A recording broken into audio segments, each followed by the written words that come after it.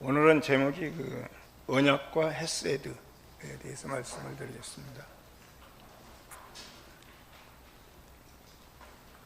하나님이 아브라함을 부르실 때 아브라함에게 두 가지 약속을 하셨죠. 지시할 땅으로 가라. 땅과 그리고 너로 큰 민족을 이루게 하겠다. 그 민족을 이루려면 이제 자손이 있어야 되고 아들이 있어야 되겠죠. 그러니까 땅과 아들에 대한 두 가지 약속을 하신 겁니다. 이것을 우리는 언약의 축복이라고 이야기합니다. 아들이 있어야지 그 약속을 이룰 수가 있는 겁니다. 그래서 성경은 아브라함에게 하늘의 별을 셀 수 있나, 아니면 땅의 먼지를 셀 수 있나, 땅의 먼지처럼 하늘의 별처럼 수많은 자손을 주겠다. 그런데 사라는 임신을 못하죠. 임신이 안 되는 여자입니다. 아들이 없으니까 아브라함은 조카 롯을 자기 상속자로 세우려고 했고, 롯과 헤어지고 나서는 자기 집의 종 엘리에셀을 갖다가 상속자로 세우려고 했고, 그것도 안 되니까 하갈이라고 하는 대리모를 갖다가 들여가지고 아들을 낳죠. 이스마엘. 근데 이스마엘도 상속자가 아니라 하는 이야기죠. 그리고 이제 100세가 돼가지고 아주 기적적으로 그 아들을 낳게 되는데, 그게 우리가 잘 알고 있는 이삭입니다. 그때 사라의 나이는 90세죠. 아브라함은 100세고. 그리고 이삭이 37살 때 먹었을 때 자기 어머니 사라가 죽습니다. 그리고 이삭은 아직 장가를 안 갔어요. 수많은 자손을 주겠다고 했는데 겨우 하나 얻은 아들이 이삭이고, 그리고 이삭은 아직 장가는 안 갔고 어머니는 죽었고, 이렇게 된 거죠. 그런데 사라가 죽었는데 아브라함은 자기 아내를 묻을 땅 한 평도 없는 겁니다. 분명히 갈대아 우르에서 나올 때는 땅을 약속받고 나왔는데 자기 아내가 죽었는데 무덤조차 쓸 땅이 없다는 이야기죠. 그래서 우리가 잘 알고 있는 것처럼 해쪽 속에게 막벨라 굴과 그 앞에 있는 밭을 사게 되는 겁니다. 은 400세겔에. 이건 사실은 바가지 쓴 거죠. 그리고 굉장히 굴욕적으로 산 겁니다. 공짜로 쓰라고 공짜로 주는 것처럼 호의를 베풀어요. 그런데 이것은, 이 말은 뭐냐면 너는 이 땅에서 땅을 가질 수 없다는 이야기죠. 네 소유를 가질 수 없으니까 우리 땅을 그냥 빌려줄 테니까 그 무덤 써라, 이 이야기입니다. 땅을 약속을 받았는데 땅이 한 평도 없어요. 자기 아내가 죽었을 때까지. 아브라함은 땅에 대한 약속을 7번 받습니다. 그리고 자손에 대한 약속을 4번이나 받아요. 계속 7번이나 거듭거듭 땅에 대한 약속을 받는데 그 약속은 쉽게 성취가 되지 않는다는 이야기죠. 아브라함 생전에 아브라함이 부르심을 받아가지고 나올 때 받았던 축복은 이루어진 것이 없습니다. 그러니까 이 축복이 물질적인 축복이 아니라는 것을 알 수가 있죠. 그래서 언약의 축복, 제가 이렇게 말씀을 드린 겁니다. 롯이나 엘리에셀이나 이스마엘을 상속자로 삼으려 했는데 다 거절당했어요. 하나님은 아브라함에게 그 언약의 상속자를 찾고 계셨던 것입니다. 언약의 상속자. 그러니까 아브라함에게 주신 그 언약의 축복은 뭐냐면, 그 언약의 상속자, 그리고 그 언약의 상속자로 이루어진 그 민족, 사회, 여기 땅입니다. 우리는 아브라함의 상속자이면서 아브라함의 그 언약의 상속자이면서 그 언약으로 이루어진 형성된 사회, 오늘날 교회죠. 이것이 아브라함에게 주신 축복이에요. 이것이 아브라함에게 주신 언약의 축복이라 하는 이야기죠. 이것은 사실은 물질적인 축복하고는 아무 관계가 없는 겁니다. 우리는 아브라함처럼 부르심을 받을 때 똑같은 방식이나 그런 목적으로 부르심을 받은 겁니다. 그래서 아브라함을 가리켜서 부르심의 조상하고 이야기하는 거죠. 아브라함이 부르시는 그 방식대로 우리가 부르심을 받았고, 아브라함이 받았던 그 언약의 축복을 우리가 받았다는 이야기죠. 우리한테 상속돼서 지금 왔다 하는 이야기인 겁니다. 그 언약의 축복은 상속되는 겁니다. 예를 들어서 이삭이 그 야곱을 축복할 때 보면은 처음에 에서 장자를 축복하려고 했죠. 그래서 네가 별미를 만들어 갖고 와라. 그럼 내가 너 별미를 먹고 너를 마음껏 축복하겠다 해서 이제 사냥하러 나갔어요. 그 틈에 야곱이 변장을 해가지고 들어가서 축복을 받습니다. 네가 내 아들 에서가 맞냐? 3번이나 확인해요. 근데 이삭이 눈이 멀었다고 돼 있어요. 그러니까 냄새 맡아보고 손으로 만져보고 네가 내 아들 에서가 맞냐? 맞습니다. 맞습니다. 하니까 축복을 해줬는데 그 축복은 에서인 줄 알고 축복을 한 거죠. 에서인 줄 알고. 그 축복을 읽어보면 그 물질의 축복이에요. 그리고 권력의 축복이에요. 물질과 권력에 대한 축복을 하고 있는 겁니다. 그 일로 인해 가지고 야곱이 에서를 피해 가지고 바담 아람으로 자기 삼촌 라반의 집으로 도망가게 되죠. 그때 야곱이 그 도망가기 직전에 그 이삭이 야곱을 불러 가지고 축복을 합니다. 그 축복은 처음에 자기가 변장을 해가지고 에서처럼 변장을 해가지고 받았던 축복하고 전혀 달라요. 그 내용이 뭐냐면 그 아브라함의 축복이에요. 아브라함을 부를 때 축복했던 그 축복을 갖다 그대로 이삭이 야곱에게 축복하고 있는 겁니다. 지금 제가 말씀드린 언약의 축복을 하고 있다는 이야기죠. 네가 언약의 상속자가 될 것이고, 그리고 많은 무리들이 그 언약을 상속받은 많은 무리들이 언약의 사회를 갖다가 형성할 거라 하는 이야기인 겁니다. 에서가 받아야 될 축복을 갖다가 변장해서 받았을 때는 물질적인 축복을 받았어요. 그건 에서에게 줄 축복인 거죠. 그런데 야곱을 축복할 때는 이삭이 야곱인 줄 알고 축복했어요. 그 축복이 진짜죠. 야곱에게는 그 축복이 진짜인 겁니다. 그거에는 우리가 생각하는 물질적인 축복이 없어요. 우리가 이제 그 교회 다니는 사람들이 아브라함의 복의 근원이다, 아브라함의 축복을 받았다 하니까 대단한 것을 받은 걸로 생각해요. 근데 제가 지금 말씀드리는 것처럼 아브라함은 자기 생전에 축복받은 거 아무것도 없어요. 물질적으로는 단지 언약의 축복을 받은 거야.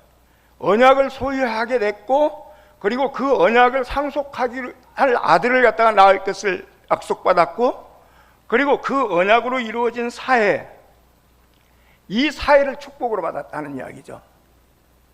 이 사회를. 예.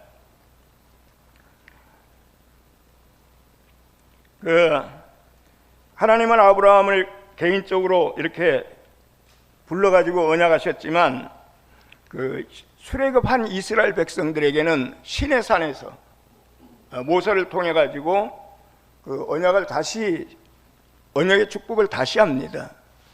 그게 다 아브라함의 축복은 개인적이라면, 출애굽할 때 이스라엘 백성들 모세에게 준 축복은 이스라엘 백성 전체를 상대로 해서 준 거예요. 이 단체적인 축복인 겁니다. 그런데 이 내용이 틀리다고 생각하면 안 돼요. 약속의 땅으로 가라, 땅을 약속했어요. 그리고 너는 나의 백성이 될 것이고 나는 너희의 하나님이 될 것이다. 큰 나라, 큰 민족을 아브라함에게 하셨던 언약의 축복하고 같은 내용이에요. 땅을 약속하셨고 그 땅에 가서 언약의 사회를 갖다가, 언약으로 형성된 사회를 갖다가 만들 것이다 하는 축복이에요. 예, 이런 축복을 받았다는 이야기죠. 그 땅에서 이루어지는 나라를 세우겠다는 이야기죠. 이것이 이스라엘이 받은 언약의 축복인 겁니다. 예. 그러니까 이스라엘과 하나님과의 관계는 언약의 관계죠. 언약의 관계인데, 이 언약이라고 하는 것이 너희가 나의 말을 듣고 내 언약을 잘 지키면 나는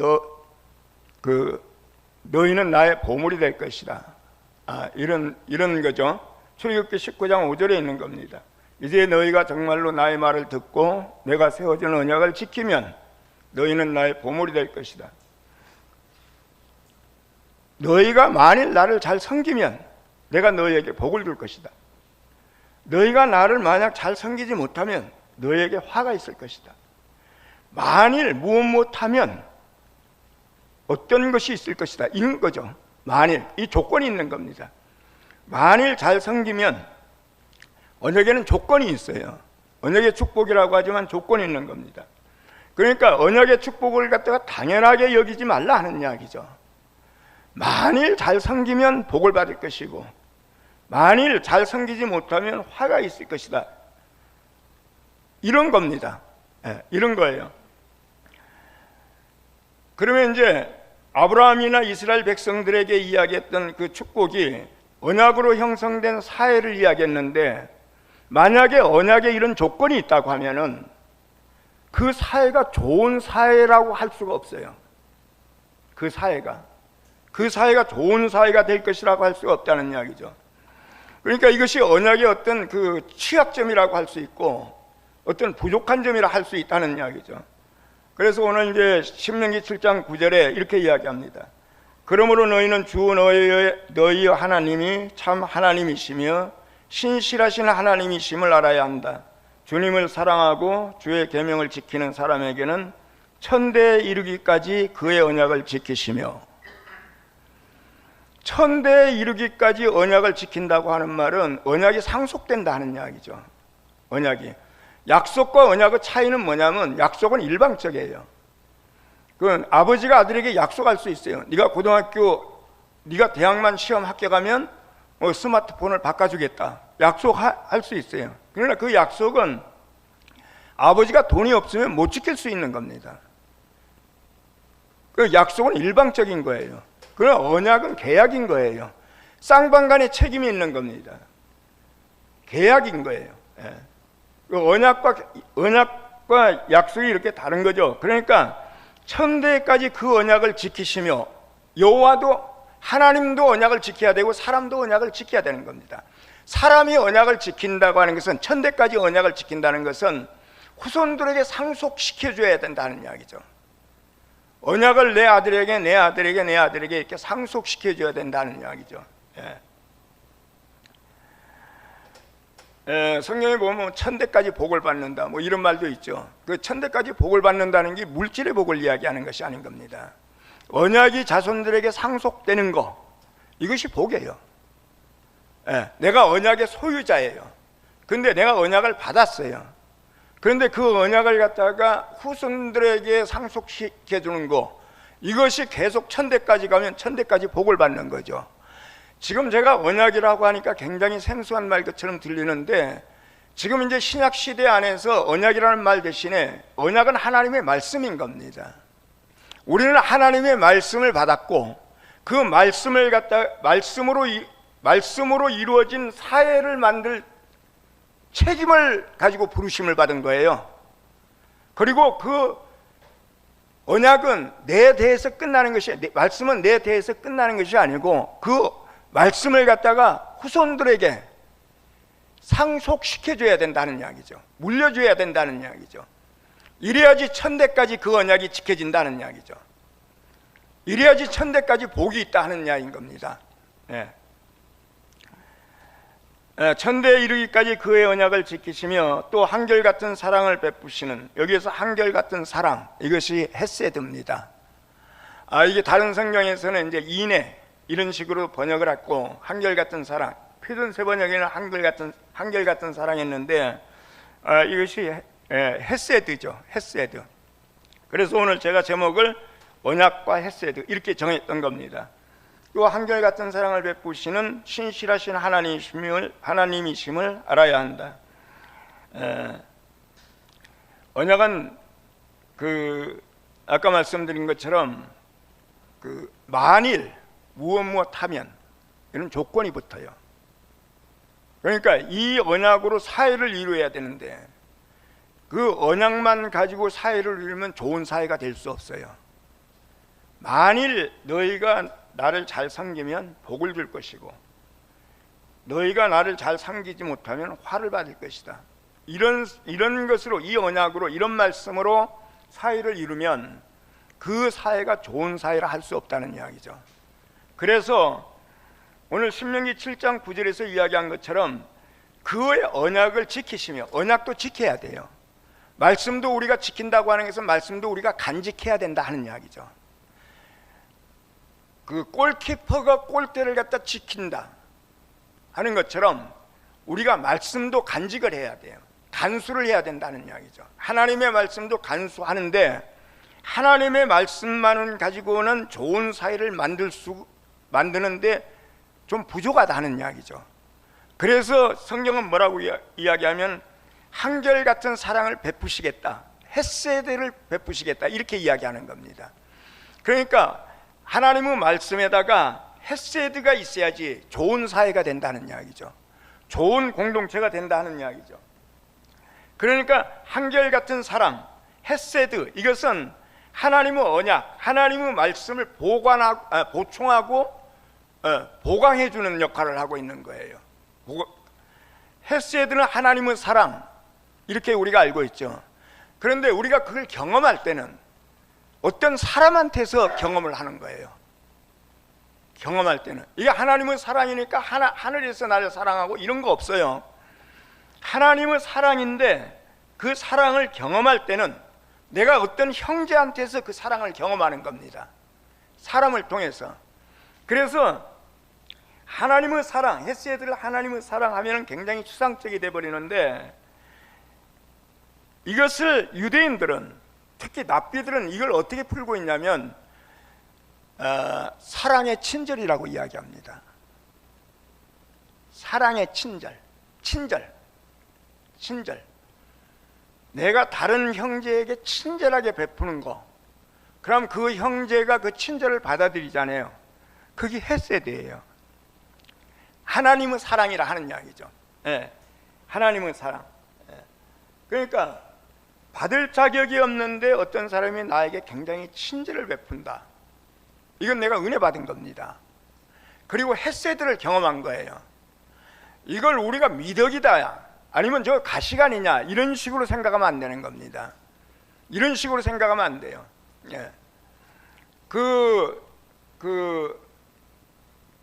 심지어 어떤 사람 뭐라고 이야기하냐면 과잉 친절이라고 이야기해요. 우리가 교회에서 가끔 그런 걸 경험하죠. 내가 교회를 왔는데 어떤 자매가 내가 잘한 것도 없고 내가 대접받을 만한 일도 없는데 막 굉장히 나를 막 과할 정도로 친절을 베풀면서 나한테 호감을 보여요. 그게 우리가 경험할 수 있는 헤세드인 겁니다. 그것이 하나님의 사랑이 하늘에서 뚝 떨어지는 거 그런 거 아니에요. 이것을 안 좋게 보면 안 된다 하는 이야기죠. 교회에 왔어요. 그러니까 이제 만약 예를 들어서 처음 우리 교회에 왔는데 아무도 자기를 반겨주지 않아. 아주 냉랭해. 그럼 그 다음에 오고 싶은 마음이 나겠어요? 그런데 왔는데 굉장히 자기를 갖다가 막 하늘에서 내려온 사람처럼 막 이렇게 떠받들면서 굉장히 호의를 베풀고 친절하게 하고, 그 사람은 헤세드를 받은 겁니다. 하나님의 사랑을 경험한 거라 하는 이야기죠. 그 교회는 냉랭하면 안 돼요. 그래서 오늘 제가 이 말씀을 드린 겁니다. 우리가 옛날에 있었던 교회도 초창기에는 굉장히 호의적이었어요. 어떤 사람이라도 와도 굉장한 환대를 했어요. 근데 사람이 많아지고 이렇게 세월이 많이 흐르고 되니까 나중에 아주 냉랭해졌어요. 이거 헤세드가 없는 겁니다. 언약은 있는데 헤세드가 없는 겁니다. 하나님의 말씀은 있는데 그게 헤세드, 하나님의 사랑이 없는 겁니다. 이건 좋은 사회가 아니라 하는 이야기죠. 그 이 헤세드를 이렇게 그 과하게 나를 갖다 대접하고 나에게 호응해주고 나를 기쁘게 해주고 하는 게 미덕이라고 생각하면 안 됩니다. 그걸 깔아뭉개면 안 된다 하는 이야기죠. 그리고 그걸 갖다가 가식이라고 생각해도 안 된다는 이야기죠. 일단 내가 교회를 처음 왔는데 나를 막 엄청나게 환대를 한다. 그거 얼마나 기분 좋겠습니까? 다음에 또 오고 싶을 거 아니에요. 그런데 익숙해지면 그냥 맨송맨송 봐도 본청만척 이러면 안 된다는 이야기죠. 우리는 모여서 만날 때마다 처음 만난 것처럼 해야 된다는 이야기죠. 이것이 좋은 사회입니다. 이것이 하나님이 원하시는 언약과 말씀과 헤세드가 있는 공동체예요. 이것을 위해서 아브라함을 불렀고 우리를 불렀다는 이야기죠. 아브라함을 불렀고 우리를 불렀다는 이야기죠. 눕기를 조금 이야기하려고 했는데 시간이 좀 그런데, 눕기는 우리가 잘 알다시피 헤세드에 대해서 아주 탁월한 작품이에요. 헤세드에서 거기는 그 내용 안에, 눕기 안에는 네가 무엇을 하면 어떻게 될 것이다 하는 것은 그런 말은 한마디도 없어요. 그렇잖아요. 나오미하고 그 두 아들하고 나오미 가족이 다 모압 땅으로 갔잖아요. 근데 거기서 결혼을 했어요. 아들 둘이가. 근데 남편도 죽고 아들 둘도 다 죽어버렸어요. 나오미하고 두 자부가 다 과부가 돼버렸어요. 그렇잖아요. 그래가지고 나오미가 두 자부한테 너희는 친정으로 돌아가라. 나를 따라와 봤자 아무 희망이 없다는 이야기죠. 내가 다시 아들을 낳아서 너희하고 결혼시킬 그런 것도 안 되고, 내가 지금 빈털터리가 돼가지고 예루살렘 고향으로 돌아가니까 너희도 친정으로 돌아가라 이렇게 이야기한 거죠. 근데 한 며느리는 그냥 돌아갔어요. 근데 룻은 안 돌아가고 어머니 가시는 곳에 내가 가겠습니다. 네. 그 고백을 하잖아요. 그죠? 따라가면 아무 희망 없다는 걸 알아요. 네. 시어머니 따라가봤자 아무 멸장 도루묵이에요. 그런데 끝까지 나오미를 따라서 예루살렘으로 돌아왔어요. 이방 여자가. 계산 없는 사랑을 한 겁니다. 이게 헤세드예요. 이게. 그리고 예루살렘에 돌아와가지고 보아스를 만났을 때 보아스가 그렇게 자기한테 잘해요. 그러니까 나는 이방 여자인데 당신이 나한테 잘해야 될 이유가 없지 않습니까? 그런데 나에게 왜 이렇게 환대를 베풀어 주시고 나를 배려하십니까? 룻이 그렇게 고백하잖아요. 이것이 헤세드예요. 이것이 하늘에서 어떤 사랑이 올 거라고 생각하면 안 됩니다. 헤세드에는 조건이 없어요. 내가 어떤 형제가 왔는데 그 형제를 갖다가 반갑게 진짜 막 내 친척을 만난 것보다도 더 반갑게 그렇게 대하는 것은 조건이 있어서 그렇게 하면 안 되죠. 우리가 그 교회 안에 언약을 받은 동반자로서, 언약의 상속자로서, 언약으로 하나님의 나라를 이루는 사람들이 모였으니까 그렇게 할 때 그것이 헤세드라 하는 이야기죠. 교회는, 진짜 좋은 교회는 말씀만 좋다고 해서 교회가 되는 게 아닙니다. 헤세드가 있어야 돼요. 그걸 미덕이라고 생각하고 그걸 세상의 어떤 거라고 생각을 하고 쳐버리면 안 돼요. 아까 제가 말씀드린 것처럼 그냥 우리는 새 신자가 올 때뿐만 아니고 우리가 그냥 만날 때마다 몇 년 떨어졌다가 처음 만나는 사람처럼 그렇게 서로 반갑게 그럼 그 사람이 다음에도 또 오고 싶을 거 아닙니까? 그죠? 예. 이것이 진짜 좋은 공동체라 하는 이야기죠.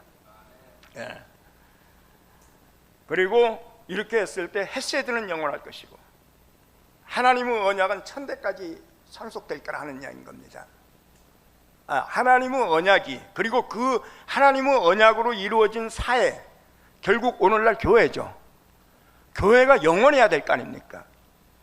그냥 일반적으로 교회가 영원하다 이렇게 생각하지 마시고 오늘 우리 교회, 함께 가는 교회, 이 교회가 영원해야 될 거 아닙니까?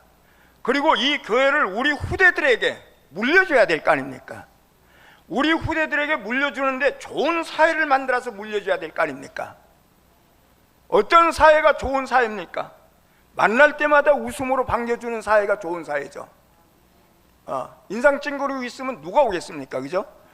집에서 기분 나쁜 일이 있어도 교회에 오면은 싹 다 잊어먹고 그냥 웃고 재미있게 이렇게 지내시다가 가시면 될 거 아닙니까? 말씀 잘 듣고. 그러니까 교회 안에는 말씀뿐만 아니고 뭐가 있어야 된다? 헤세드인데 친절이 있어야 되고, 친절은 과잉해도 된다. 과잉 친절이야지 그냥 친절해서는 안 돼요. 과잉, 지나치다 싶을 정도. 저 사람이 왜, 저 자매가 왜 나를 갖다 저렇게 환영하지? 내가 처음에 여기 뭐 수요일날 목사님이 와서 말씀 좀 하라고 해가지고 처음에 올 때는 다 일어서가지고 나를 갖다 환대하는데 아이고 몇 번 오니까 오늘은 그런 게 없어요. 헤세드가 점점 죽어요. 다음에 몇 번 더 오면 이제 번쩍번쩍 할는지도 몰라요. 우리가 먼저 교회에서 잘못 배우면 안 돼요.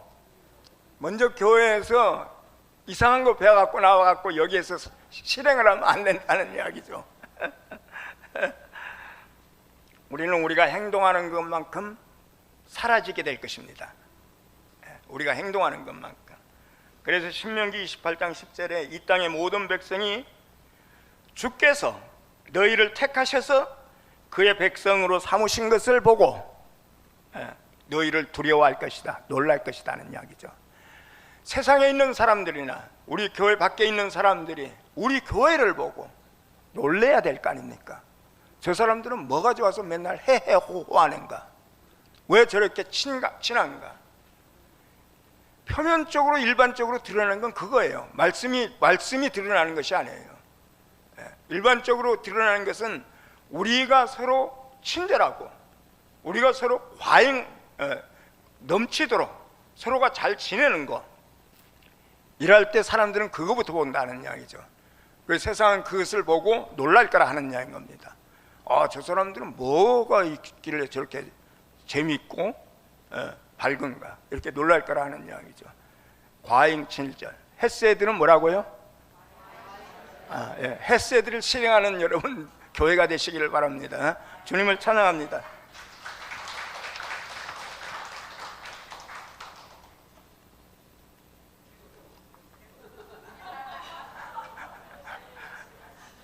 제가 몇십 년 동안 기도를 안 했더니